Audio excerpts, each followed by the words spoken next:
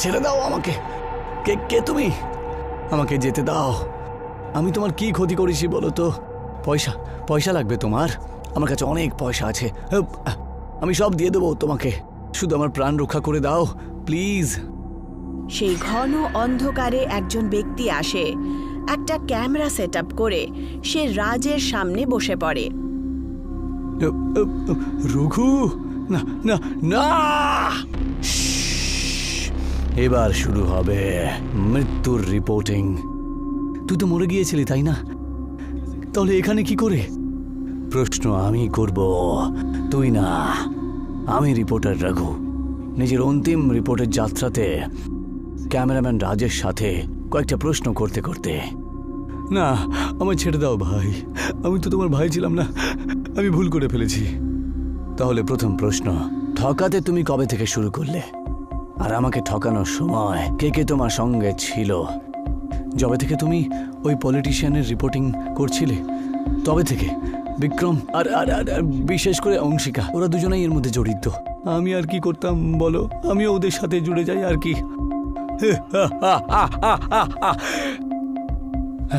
তুমি হাসছো কেন? আমার ভয় করছে কিন্তু রঘু, প্লিজ আমাকে ছেড়ে দে ভাই। ঠকানোটা কখনো ভুল নয়, পাপ। পাপের জন্য কোনো ক্ষমা নেই। যে ক্যামেরাটাকে তুই সব সময় ঢুকে থাকতিস না, ওই ক্যামেরা দিয়েই তোর শেষ নিঃশ্বাসের রেকর্ডিং করা হবে। আর রিপোর্টার হলাম আমি, জাজও কিন্তু আমি। আর আমি তোমার জীবন নেওয়ার জল্লাদ। এইটুকু বলে রিপোর্টার রাজের ওপরে পেট্রোল ঝরাতে শুরু করে। না না না না না, আমাকে মেরে দাও তুমি, কিন্তু এরকম কষ্ট দিয়ে মেরো না প্লিজ, ছেড়ে দাও আমাকে। এই দুনিয়াতে ন্যায় পাওয়া যায় না, ন্যায় কেড়ে নিতে হয়। মরে যাওয়ার পরেও যদি করা যায়, যাক না। রঘু একটা ম্যাচ বক্স জ্বালায় আর রাজের ওপরে ফেলে দেয়। অন্যায়ের আগুন যা রঘুর ভেতরে ছিল, সেই আগুন এখন তার আত্মার রূপে এসে প্রতিশোধ নিচ্ছিল। এই আগুন প্রতিশোধ, ন্যায় আর ধোঁকার ছিল, যার মধ্যে এখন রাজ পড়ছিল। নরকে গিয়ে অপেক্ষা করো তুমি। পৃথিবী থেকে পাতাল পর্যন্ত যাত্রা অতিক্রম করব তোমাকে কষ্ট দেওয়ার জন্য। পাপের নাশ হোক।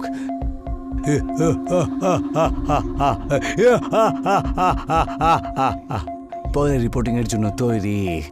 অবস্থান থেকে ফিরে আসা রিপোর্টার রঘু। সে শ্বাস নিতে নিতে সে সেই দিনটাকে মনে করে যখন সে ন্যায়ের কথা বলার রঘুকে ধোঁকা দিয়েছিল। রঘু আর তার টিম আজ রঘুর রুমে তাদের একটা কেসের ওপরে কথাবার্তা বলছিল। রঘু, একবার ভেবে দেখ না, এই রাজবীর কিন্তু অনেক বড় নেতা। যদি ফেঁসে যায় না তাহলে কিন্তু প্রাণ নিয়ে নেবে। আমি তোকে আগেই বলেছিলাম না যে রাস্তায় কিন্তু অনেক কাঁটা পড়ে থাকবে। আমরা ভালোভাবে রিপোর্টিং করছি, তাহলে বিপদ তো থাকবেই, যেহেতু আমরা সৎ। তোর যদি এতই ভয় লাগে তাহলে তুই পিছনে সরে যা না, কিন্তু আমি এই রাস্তা থেকে সরবো না। আর আজকে রাত্রে রাজবীরের ওই আসল কুকর্ম, মানুষ পাচার করার, সেটা আমি সবার সামনে আনবই। আজকে রাত্রে ওর একটা কন্টেনার আসতে চলেছে, খবরটা পুরো পাকা। আমি সবসময় তোর সাথে রয়েছি রঘু। চারজনই একে অপরের সাথে কথা বলে, আর যেই মাত্র রাজ আর বিক্রম রুমের বাইরে বেরোয়, বংশিকা পেছনেই দাঁড়ায় আর রঘুকে বলে, রঘু, আমি চাই যে তুমি আমার সাথে বিয়ে করে ফেলো। বংশিকা, একটা কথা তুমি কতবার আমাকে বলেছো তাই না? আমি তোমাকে বলেছি না আমার শুধুমাত্র একজন প্রেমিকাই রয়েছে, সে হলো আমার কাজ, আর তুমি আমার বন্ধু। তুমি সবসময় এরকমই বলো, আমার ব্যাপারে ভাবোই না তুমি। ঠিক আছে, এখন আমিও তোমার পেছনে আর আসবো না। বংশিকা ওখান থেকে রাগের চোটে চলে যায়।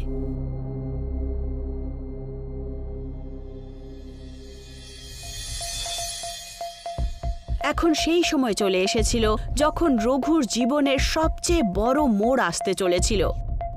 সমস্ত দেশবাসীদের রিপোর্টার রঘুর নমস্কার। এই দেশটাকে কয়েকজন মন্ত্রী উই পোকার মতো খেয়ে নিচ্ছে আর ফাঁকা করে দিচ্ছে একেবারে একেবারে রাজবীরের মতন। এই নেতা মানুষদের পাচার করে, এই দেখুন। তারপর একবার বেছে নিন আপনারা যে এদেরকে সিংহাসনে দেখবেন নাকি জেলের মধ্যে। রাজ ক্যামেরা কন্টেনারের দিকে ঘোরায় আর সমস্ত জিনিস রেকর্ড করতে শুরু করে। ওই দেখো রাজবীর, ওখানে একটা রিপোর্টার আছে যে নিজেকে ন্যায়ের রক্ষক ভাবে। ও আচ্ছা, তাহলে এই হলো সে। থ্যাংক ইউ অনশিকা, আমি জানতাম যে তোমাকে ভরসা আমি করতেই পারি। এবার তুমি আরাম করে জীবন কাটাতে পারবে, কথা দিলাম। বনশিকাকে দেখে রঘুর মাথা ঘুরে যায়। এটা কি করে হচ্ছে? তক্ষুনি রাজবীর আর তার গুন্ডারা রঘুর ঠিক সামনে চলে আসে। তোমরা কোনো ক্ষতি করতে পারবে না আমার। বনশিকা, তুমি ঠকিয়ে তুমি আমার সাথে কোনো ক্ষতি করতে পারলে না। শুধু নিজের ক্যারেক্টার আর তুমি কেমন তার পরিচয়টা আমাকে দিয়ে গেলে। এটা লাইভ স্ট্রিমিংয়ে রয়েছে, কিন্তু চিপটা আমাকে দিয়ে দাও। এটা কি বলছো তুমি? কোন চিপটা? এই নাও চিপটা। যা যা রেকর্ডিং হয়েছে এই সব কিছু এর মধ্যেই রয়েছে। রাজ, এটা তুই কি বলছিস? আমরা তো ন্যায় বিচার চাইছিলাম, তাই না? ন্যায় বস, ন্যায়ের মতন এমন কোনো জিনিস হয় না, শুধু টাকা আর পাওয়ারই কথা বলে। আর ততক্ষণেই বিক্রম তার পিঠে চাকু ঢুকিয়ে দেয়। বিক্রম, বিক্রম তুইও? হ্যাঁ, আমিও। আরে এর জন্য আমি মৃত্যু নিতে পারবো না, বুঝেছিস?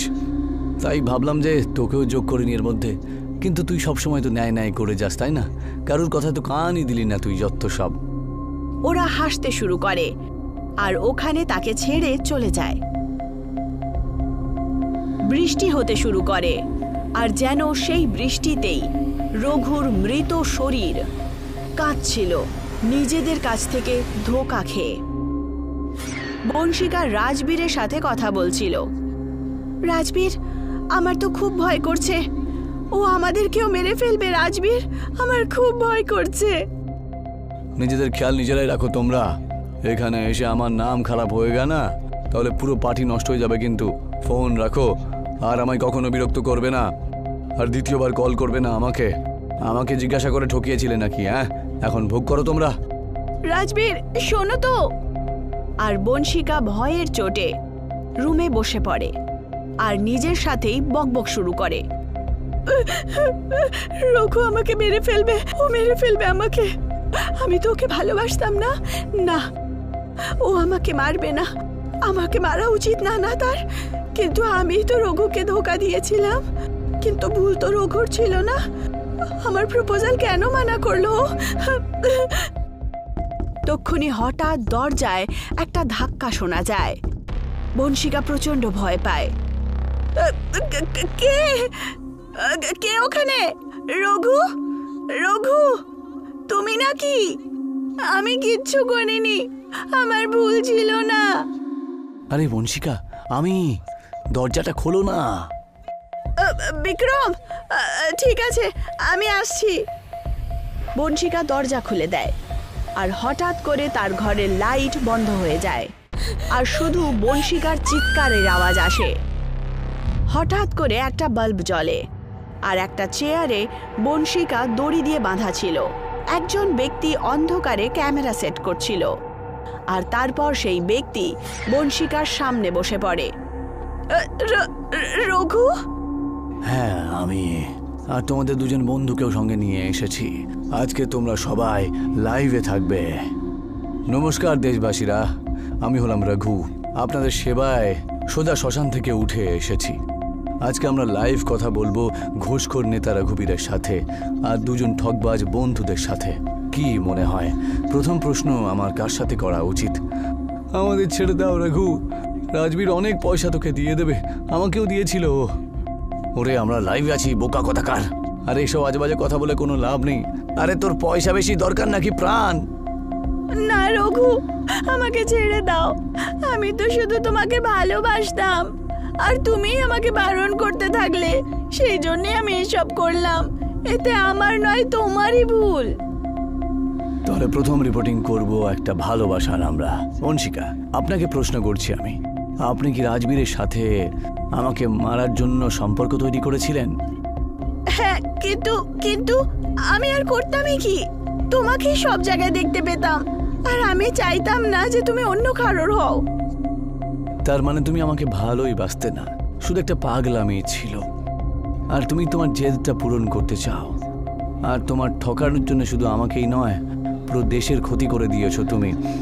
ওই মেয়েগুলোর যাদের এই রাজবীর কন্টেনারে ভরে অন্য দেশে পাচার করে দিয়েছে, ওদের সবার জীবনের কি হলো? অন্য কারোর জীবন নিয়ে আমিই বা কি করব? তোমার কোনো অনুশোচনা নেই না? এখন সময় জাজমেন্টের। শাস্তি হিসেবে মৃত্যু দেওয়া হলো তোমাকে। যন্ত্রণা পেতে পেতে মরবে তুমি।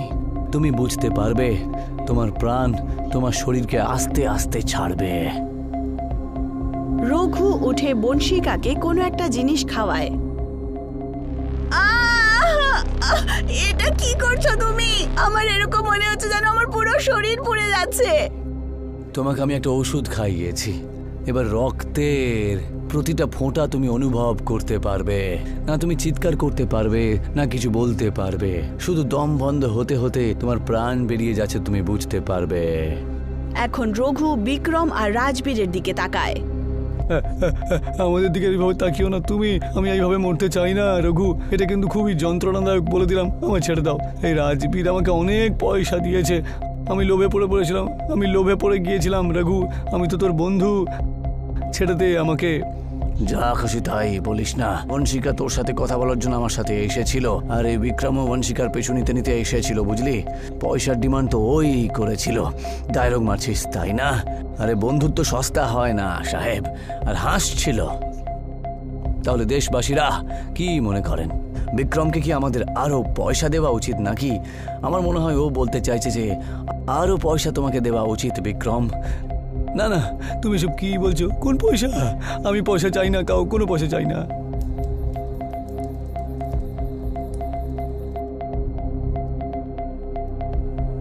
না না না না না না না না না না না না না।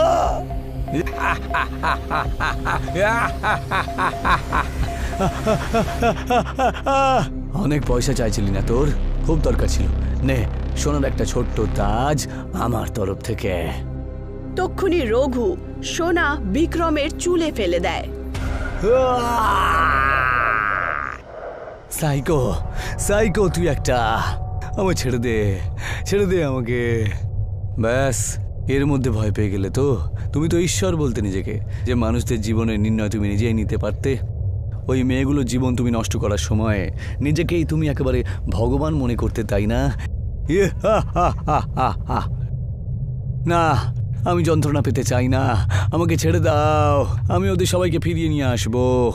তাহলে রিপোর্টার রঘু দুর্ঘটনাস্থল থেকে আর সিদ্ধান্ত নিতে নিতে রিপোর্টিং করতে করতে আপনাদের সেবা করতে হাজির সোজা শ্মশান থেকে। পরে কি হবে জানার জন্য আমার সাথে সবসময় জুড়ে থাকুন।